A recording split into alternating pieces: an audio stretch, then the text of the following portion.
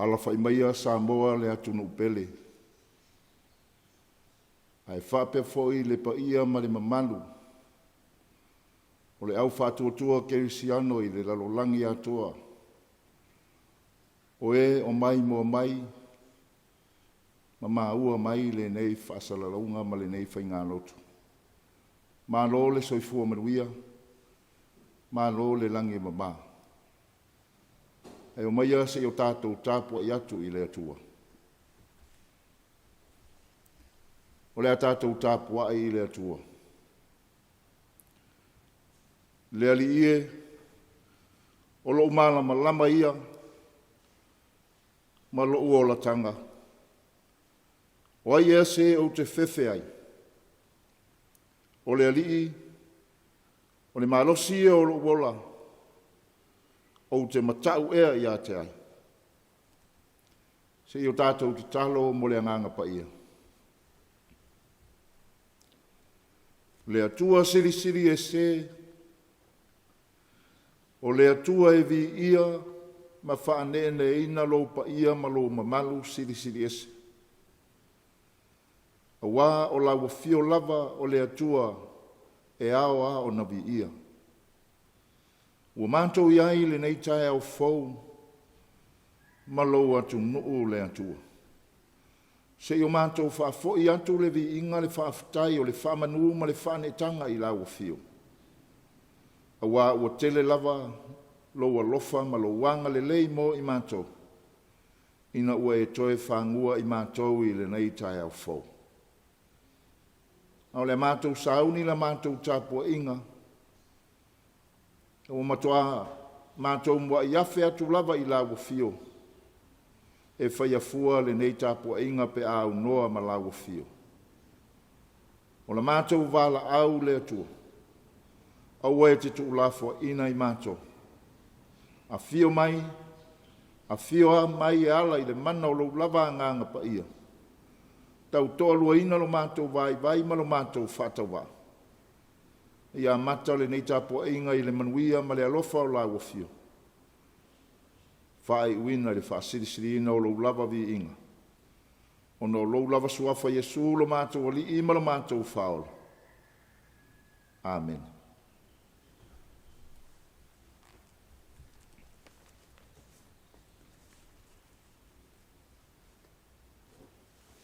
O le whaita uina o le tuspa ia.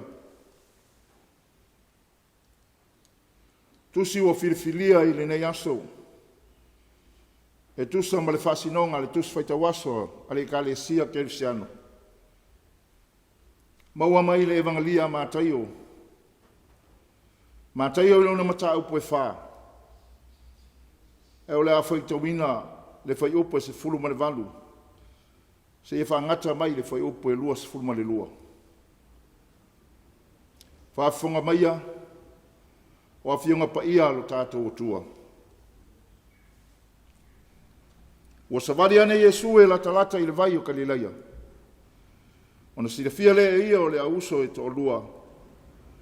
O si mona ua ingua i a Peteru, ma ante le alo na uso.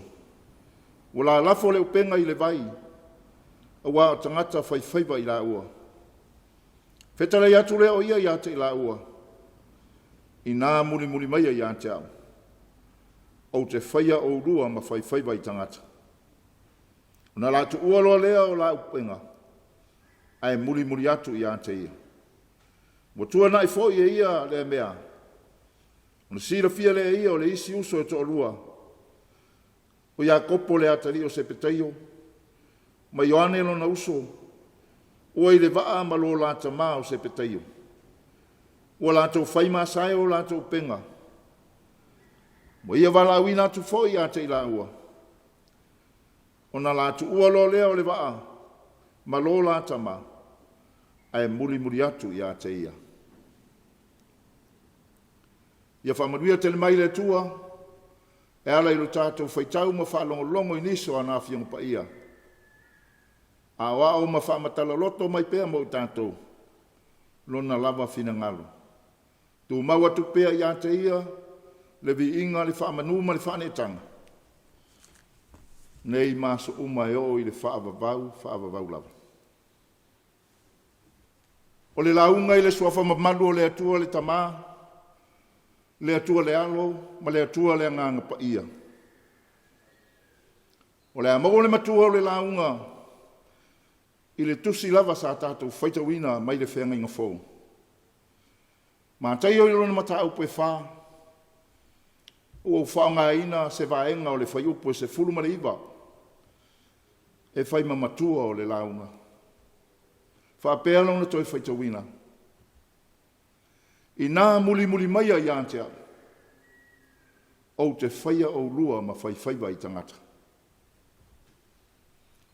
O le manatu au tū o le launga, o le manatu au tū foi lea o le aso le nei e tuso le whasinonga le tusi whaitawaso le kalesia. O le au soo vala awina i Yesu. O le au soo vala awina i Yesu. E manatua ai le loto, le tala i le au sotama, o tuna mafata. Le whanaua le ati o mie. Le vaitai mitonu, na pūlea i e tuitonga tala i whei, malona malo se o tātou o tunu. Na tūlai mai ai nei toa loto te tele, manisi o toa o Samoa. Lātou te langa le toi lalo, ma le nofo polonga o tātou tangata. Whai mai le tala sa whaamanuia ina le tau mawhainga ale nei au sotama. Ina ua tulia tonga ma o tātou lau whanua. Antonu o lo la vala a wina lea. A wā o le taimi tonu lea, o le luti o ti ngā ma whainga tā. Na whea ngai ma Samoa. E ala i le fia maua o se māpusanga, mai le nofo polonga o tangata. O la ua whaiwa whaaso ia. E avantu le māpusanga i tangata. Ma le saolotonga i o la ua tangata.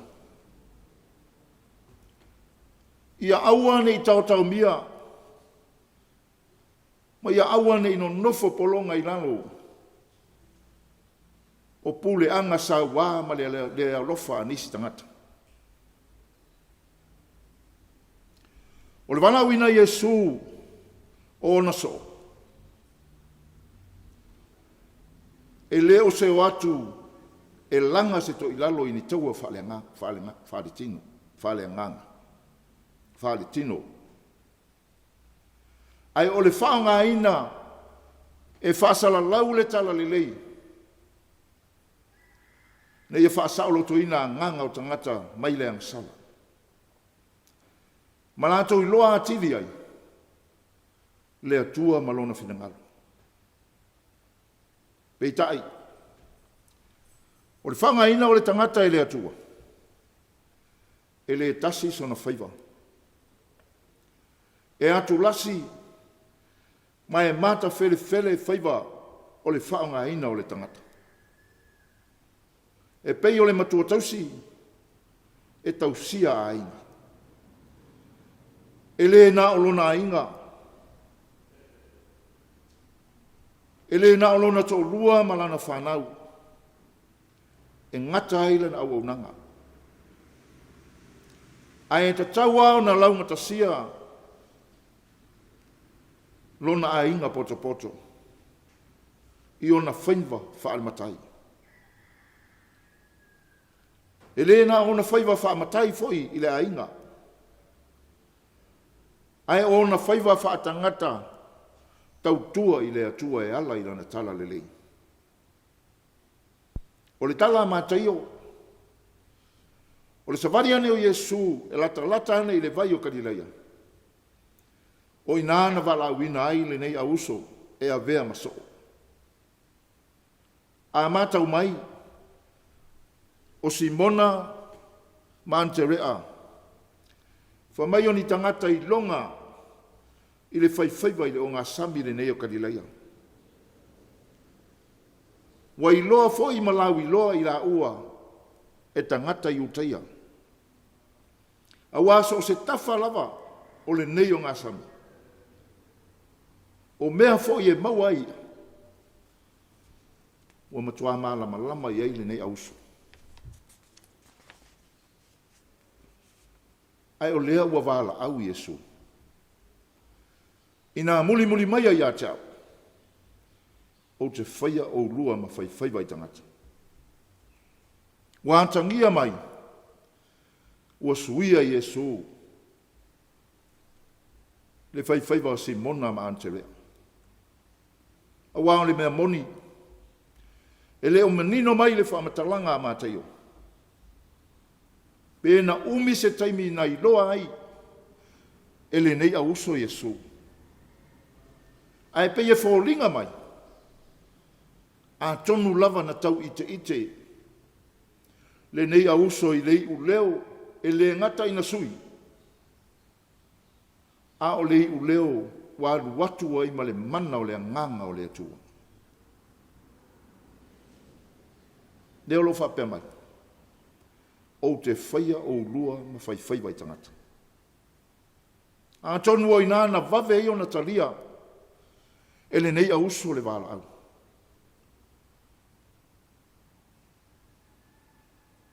E whapena lava, o na wha o Sofia ai, mauli o so se tangata. A walo o ngā lue i le nganga o le atua, i le wala au. Tangata i longa, nei loa i le whaiwhaiwa i le sami. Ina ia sa iri ai, le tamau a inga, ai mese o le whafonga tau mafa. A o lea ua wala wina e Iesu, e whai ma whaiwhaiwa i tangata. O lea alona winga. O i lantou e avea ma tangata, e tā lai ma fola atu le tala le leia le atua. Ina ia maua mai ni nganga, mo le atua malona malo. O le tangata ua wala wina, e le to e tau tō manatu. Pe to e tau fesili, pe alu, pe le ai. Le ana tangia ya Simona ma antere. E le i wha loto dua.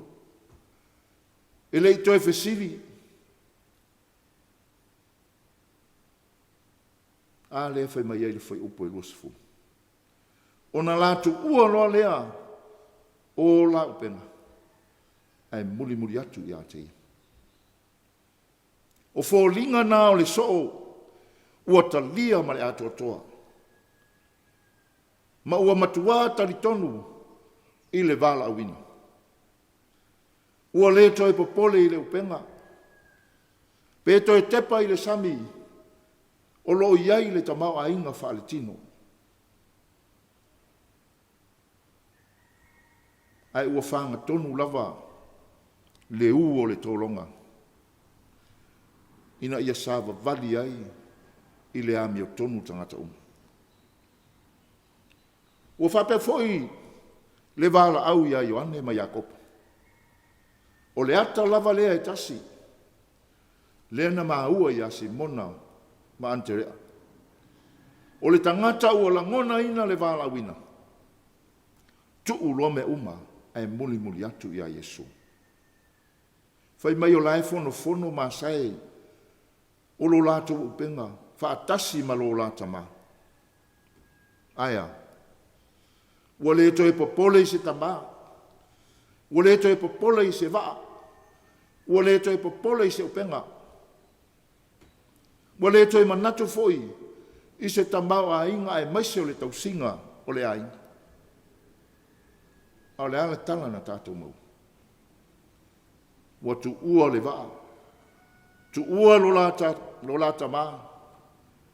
Ai muli atu ia Yesu. O nei va ainga o le vala wina faso. E le o se mea whaingofie. O se vala wina e whainga taia. Ua foi e le whaingofie lave. Ma le ngā wā. O le awala o le asavalia. E tautua ma au nai i le atua. E le se mea whaingofie foi le la fuai o le whasinomanga. O mea e tausi ai le ainga, le whanau. Ai alu e whai le whina ngalo le atua. Pei tai. E whaingofie mea uma. I le tangata ua talitonu.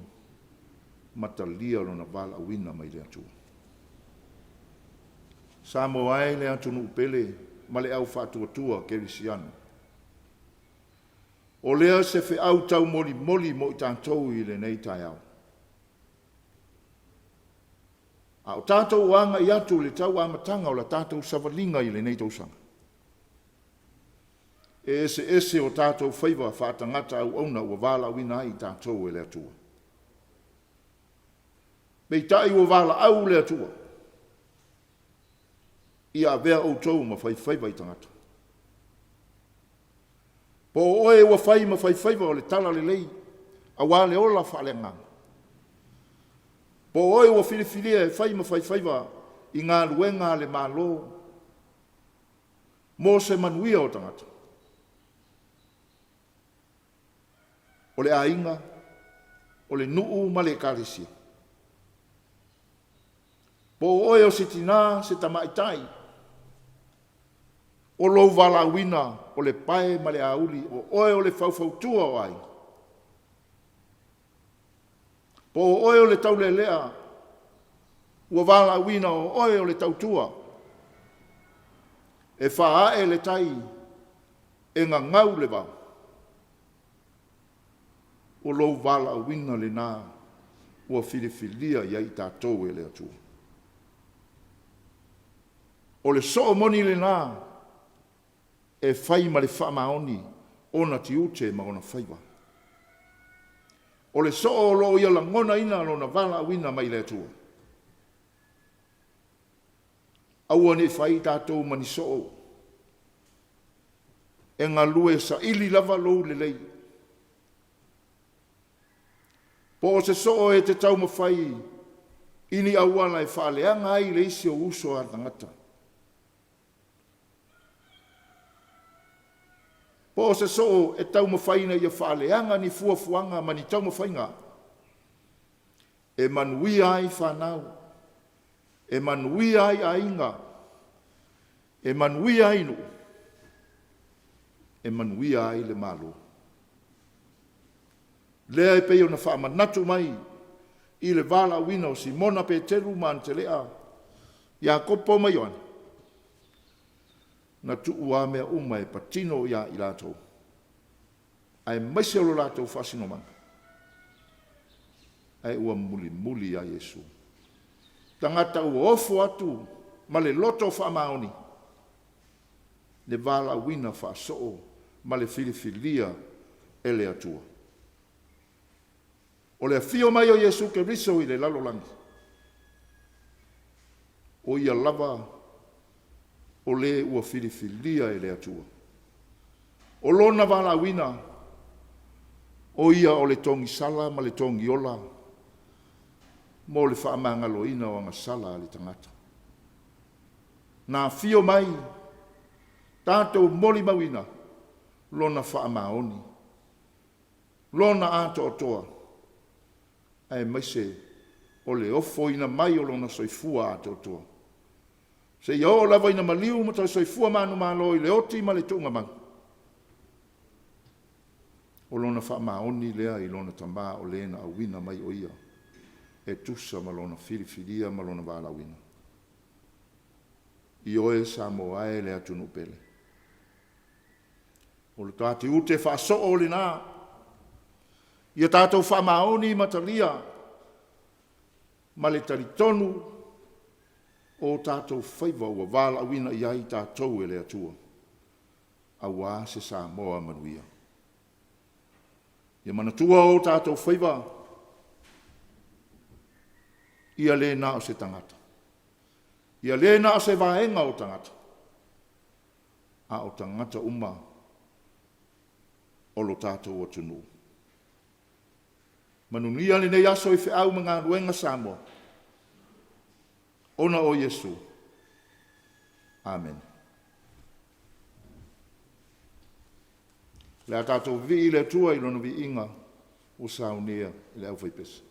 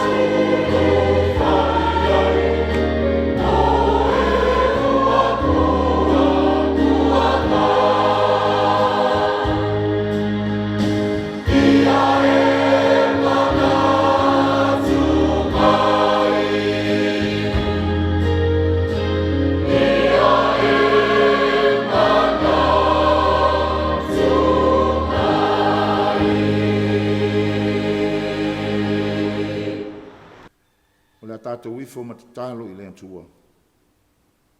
Te talo le whaafitai, te talo le whātou senga. Ma mamoli atu nisi o tātou manao i le atua. Ma le te talo whaamanuia. O le a tātou uifo ma te talo i le atua.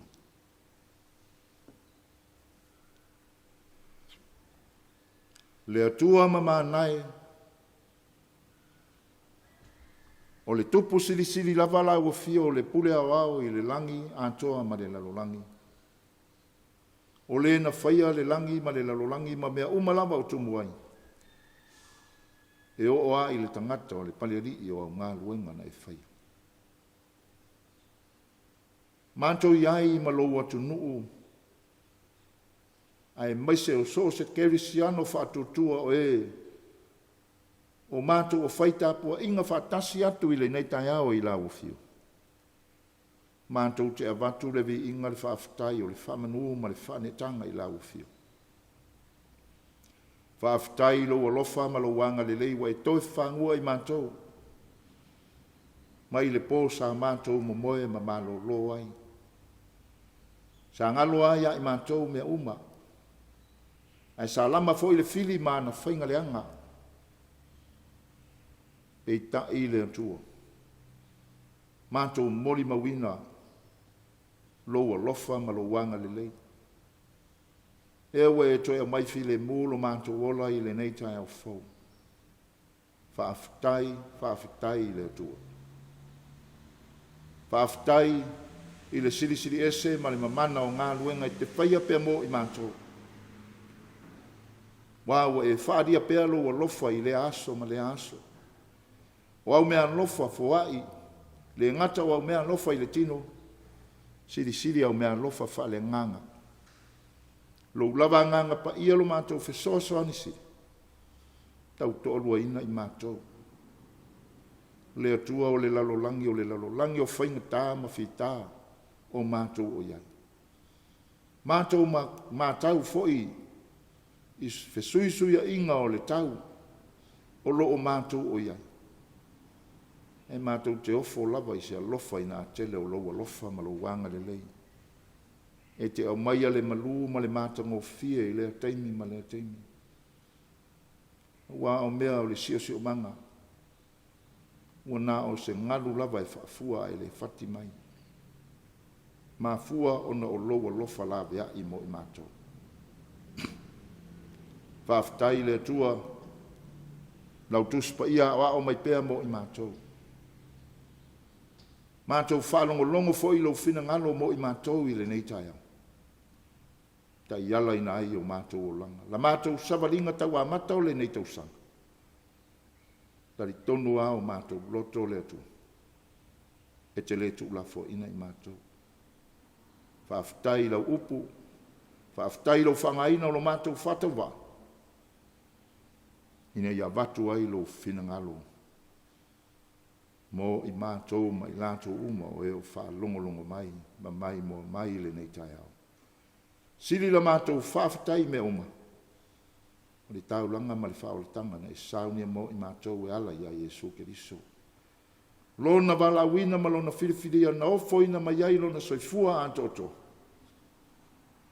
Nei e tōngi o la ina o mātou se ma mātou wang sala i o luma. Tua mau lau o fio le atua le vi inga le wha manua ma le wha netang. Nei māso uma e o i le wha avavau e wha avavau lava. Mātou whātou ese ma wha maulalo. Le aiaso mātou ato toa le eso mātou wanga tonu i luma o lau o fio. Mātou tau tino a i lau o fio le atu. O i mātou a o tangata ang sala. Ai mātou te tari tonu foi. E le ai ase me o lilo i lau sila whanga. O le mātou te talo le atua, wha mangalo o tangata whatutua. Wha mangalo i mātou uma o e o ta ua, o e o talitonu ma whatutua i lau fio.